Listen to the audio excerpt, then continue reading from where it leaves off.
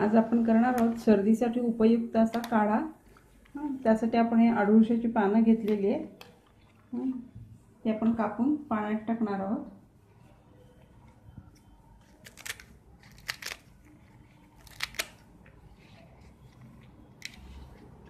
शक्यतो कापून घ्यायची ती, म्हणजे त्याचा रस चांगला येतो। आपण हे पुदिनाचं पान आहे, त्याची थोडी पानं घेतलेली आहेत, ती पण आपण टाकून घेणार आहोत एका भांड्यात। हे तुळस आहे, त्याचे सुद्धा तुकडे करून घ्यायचे।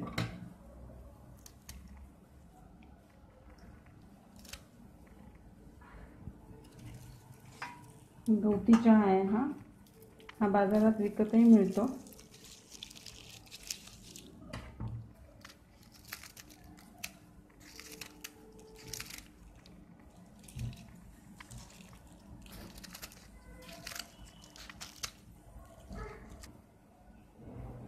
हे जवस घेतलेले आपण फ्लेक्स सीड्स, ते पण टाकणार आहोत आपण।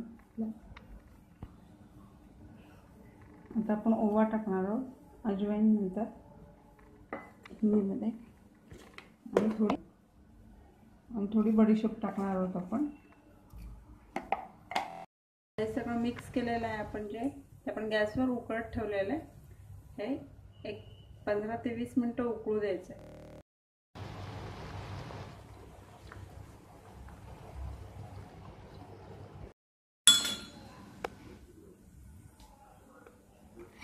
हा आपला काढा आता तयार आहे।